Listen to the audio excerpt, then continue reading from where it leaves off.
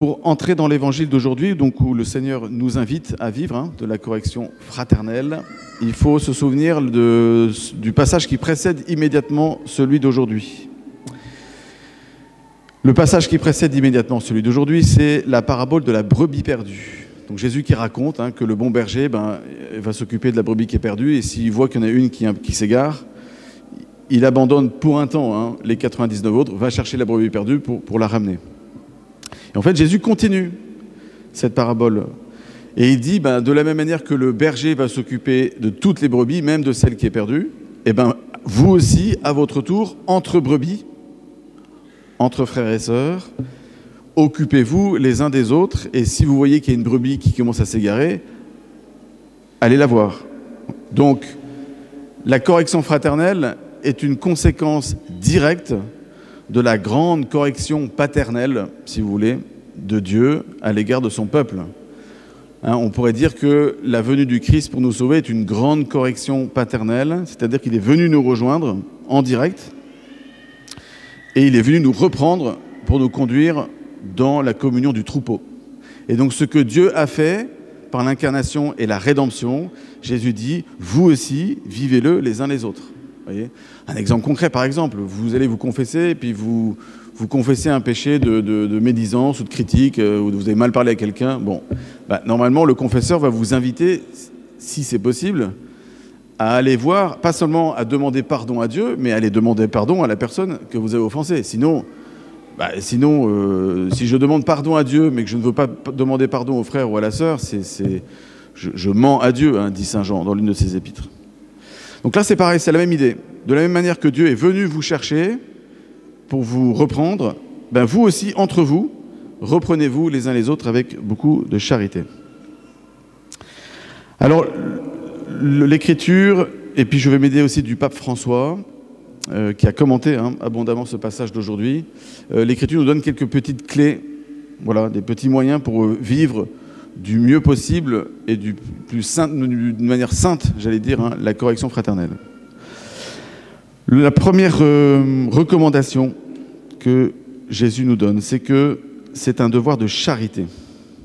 De charité. Normalement, une vraie correction fraternelle découle de la charité. On va voir que ça peut découler d'autres choses. Donc l'idée, c'est de voir que la correction fraternelle, normalement, si elle est vraie, elle découle de l'amour. C'est-à-dire que c'est l'amour et pas autre chose qui doit motiver une correction fraternelle. C'est le sens de la deuxième lecture. Frères, n'ayez de dette envers personne, sauf celle de l'amour mutuel. Car celui qui aime les autres a pleinement accompli la loi.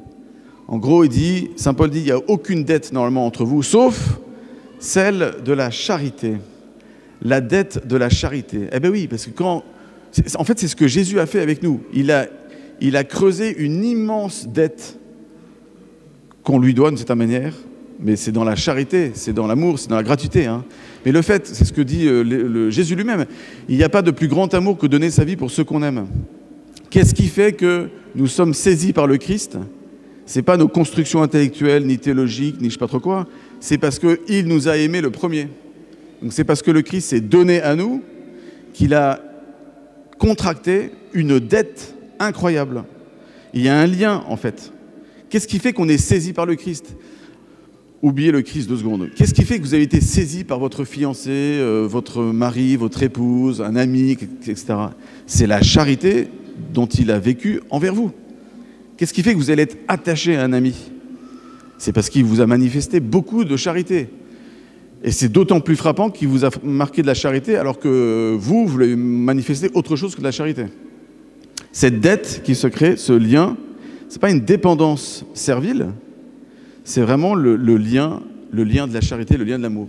Quand Jésus a été exalté sur la croix, il a contracté une dette envers chacun d'entre nous. C'est ce que dit saint Paul. La seule dette qui peut exister, ce n'est pas une dette de dépendance, on va acheter les gens, c'est une dette où nous sommes rachetés par la charité du Christ. Donc c'est un devoir de charité. Donc ce qui doit motiver la correction fraternelle, c'est la charité. Deuxième condition que met l'Écriture, c'est se reconnaître pécheur soi-même. Vous vous souvenez, la parabole de la poutre et de la paille et tout ça. vous souvenez? Je crois qu'on la connaît tous, cette parabole. Hein. Avant d'aller essayer d'extirper la paille dans l'œil de ton frère, regarde déjà la poutre qu'il y a dans ton œil, enlève-la, puis tu verras plus clair pour ensuite enlever la paille dans l'œil de ton frère. C'est-à-dire que celui qui vit de la charité, de la correction fraternelle, normalement, ne peut la vivre que s'il se reconnaît lui-même pécheur. Voilà. Donc avant d'envisager de vivre la correction fraternelle, comment moi je me situe par rapport à cette miséricorde de Dieu elle-même. Troisième recommandation, après le devoir de charité, après se reconnaître pécheur soi-même, ce sont les étapes, notamment les étapes de discrétion que donne Jésus dans l'Évangile. Alors là, ça devient plus compliqué. Jésus dit, si quelqu'un t'a fait du mal, si ton frère a commis un péché contre toi, va lui faire des reproches seul à seul. Il y a des étapes. Hein. D'abord seul à seul, ensuite s'il ne t'écoute pas, va prendre 1 ou 2 témoins. S'il continue à ne pas t'écouter, va prendre la communauté de l'Église. Et puis s'il continue, s'il s'enferme, eh ben, considère-le comme un publicain et un pharisien. Le problème, souvent, c'est que nous, on fait l'inverse. C'est que nous, on parle des autres, mais on ne parle pas à l'autre, déjà. Vous voyez ? La consigne que donne Jésus dans l'Évangile, c'est, et le pape François, que je vais vous citer, est très clair là-dessus, c'est pour éviter les commérages, les potins, les ragots, les cancans, les médisances, voire les calomnies. Je vous rappelle la différence entre une médisance et une calomnie. La médisance, c'est dire du mal sur quelqu'un, et un mal qui est vrai, en vue de nuire à sa réputation. La calomnie, c'est dire du mal sur quelqu'un, mais du mal qui est faux, mais également, comme dans la médisance, en vue de nuire à sa réputation. Jésus nous dit, si tu veux faire si quelqu'un t'a fait du mal, ne va pas en parler aux autres au sujet de la personne, va voir la personne directement. Et seul à seul. Pas avec 36 personnes, pas sur Facebook, pas sur... Voilà. Va la voir seul à seul, c'est-à-dire en discrétion. Ne va pas en parler aux autres. Alors ça, il faut beaucoup de courage. Ça, c'est sûr. Et le pape François revient souvent là-dessus.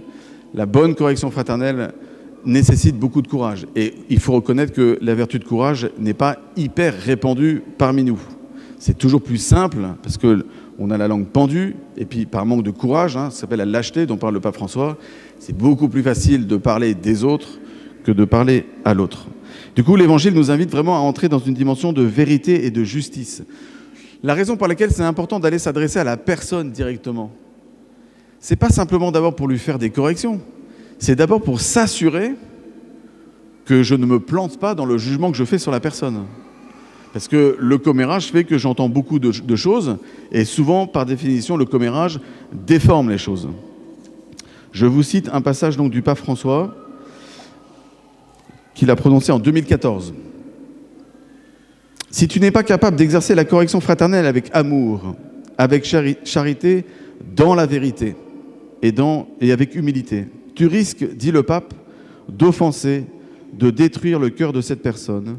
Tu ne feras qu'ajouter un commérage qui blesse et tu deviendras un aveugle hypocrite, comme le dénonce Jésus. » Et il continue, « Il faut également parler en vérité pour ne pas dire des choses qui ne sont pas vraies. Il arrive si souvent que dans notre entourage, nous disions des choses à propos d'autres personnes qui ne sont pas vraies. Cela s'appelle de la calomnie. Ou si elles sont vraies, on s'arroge le droit de détruire la réputation de ces personnes. » Fin de citation. Donc la raison pour laquelle Jésus nous dit « va voir le frère », c'est pas d'abord pour lui dire « va lui envoyer un message », c'est pour dire « assure-toi que ce que tu pensais que le frère a fait était bien ce qu'il a fait. Assure-toi des faits et assure-toi des intentions aussi qui ont présidé à cette chose que tu as peut-être mal vécue. » Quatrième recommandation, c'est ne le fais, cette correction fraternelle, tu ne la fais que quand ça te fait mal de la faire. Le pape dit, si ça te soulage en la faisant, si tu y trouves une certaine délectation ou un certain plaisir en faisant cette correction fraternelle, là il dit, c'est un signe que ça ne vient pas de Dieu, mais ça vient de l'autre que Dieu, du diable et de toi-même. Vous voyez, une bonne correction fraternelle, ça fait mal aux tripes. Pas seulement de celui qui la reçoit, mais ça fait mal aux tripes de celui qui la donne. Si je fais ça pour me soulager à chaud, le pape François dit mauvais discernement. Attends un peu et attends que tu n'aies plus envie de le faire. Voilà. Ça, c'est un critère qui est intéressant. Est-ce que ça me soulage ou est-ce que je le fais vraiment parce que je veux gagner mon frère à la communion avec le Christ et à la communion fraternelle? Alors là, je vous cite le Saint-Père à nouveau. Un signe qui peut nous aider, peut-être, c'est le fait de ressentir un certain plaisir quand l'on voit quelque chose qui ne va pas, que l'on estime qu'il nous faut exercer une correction. Il faut être attentif parce qu'alors cela ne vient pas du Seigneur. Quand cela vient du Seigneur, il y a toujours la croix et l'amour qui nous porte la douceur. Ne nous transformons pas en juges. Nous, chrétiens, nous avons cette fâcheuse tentation, nous extraire du jeu du péché et de la grâce comme si nous étions des anges. Eh bien non, c'est ce que Paul nous dit. Il ne faut pas qu'après avoir prêché aux autres, nous soyons ensuite disqualifiés. Et si un chrétien dans sa communauté ne fait pas les choses, également la correction fraternelle, dans la charité, en vérité et avec humilité, il est disqualifié, il est tout sauf un chrétien mature. Fin de citation. Donc, cette recommandation du Seigneur, et puis avec l'éclairage du Saint-Père, c'est de vivre cela avec du courage et de ne pas le faire pour se décharger, se soulager, mais vraiment gagner son frère à la communion fraternelle. Les deux dernières recommandations que nous donne l'Évangile d'aujourd'hui, c'est de vivre cette correction avec beaucoup de délicatesse et de patience. Alors là, le Saint-Père utilise l'image de l'anesthésie, pas pour endormir les gens, mais de l'anesthésie qui rend l'acte chirurgical possible et supportable. Et il dit, en fait, la charité et la délicatesse dont parle Jésus dans l'Évangile, c'est-à-dire d'y aller étape par étape, d'abord voir ton frère tout seul, puis un ou deux témoins, puis un peu plus, d'y aller en crescendo, si le frère s'entête et sans mur, c'est, dit le Saint-Père, pour vivre de cette correction avec beaucoup de délicatesse et de préserver la réputation de la personne. D'où le lien intime entre délicatesse et discrétion. Et il dit, c'est vraiment comme l'anesthésie, qui va pouvoir permettre l'acte chirurgical de la correction fraternelle d'être fait avec plus de douceur et de pouvoir supporter cet acte chirurgical de la charité fraternelle. Et la dernière recommandation que nous donne Jésus dans l'Évangile, c'est ce dernier paragraphe qu'on a l'impression qu'il sort de nulle part. C'est quand Jésus dit, quand vous êtes 2 ou 3 réunis en mon nom, vous demandez tout ce que vous voulez, vous l'obtiendrez. En fait, Jésus dit, si vous voulez vivre de la correction fraternelle, vous vous souvenez, il a parlé des 2-3 ensemble, des 2-3 témoins. Il dit, en fait, le véritable témoin pour vivre de la correction fraternelle, c'est le témoin de la présence de Dieu par la prière. Donc quand tu vis de la correction fraternelle, quand tu projettes de donner une correction fraternelle, quand tu vas voir ton frère pour lui parler, vis ça dans la prière. La prière va vous calmer tout de suite, la prière va vous garder de vous soulager et de vous venger, et va transformer la vengeance fraternelle en correction fraternelle. Voilà, quelques petits éléments que Jésus nous donne dans l'Évangile. Comment dire, c'est jamais facile, la correction fraternelle. Jamais. Même pour le pape François, il nous donne des instructions, mais c'est facile pour personne. C'est facile pour personne parce qu'on a peur de perdre l'affection de celui à qui on va parler. Et au final, on a peur de ne pas être aimé. Et on a peur de ne pas lui plaire. C'est toujours le danger qui nous guette, c'est la peur qui nous rattrape. Mais le Seigneur nous donne des moyens très concrets, très simples en fait, certes exigeants, mais pour vivre saintement de cette correction fraternelle. Le but, c'est quoi? Le but, c'est de grandir en amitié. Une belle correction fraternelle, normalement, aboutit, en tout cas souvent, à une amitié encore plus profonde, une affection plus profonde pour celui à qui vous avez donné cette correction fraternelle ou pour celui qui vous l'a donnée. Voilà. Que le Seigneur nous y aide et qu'il nous donne son Esprit Saint. Amen.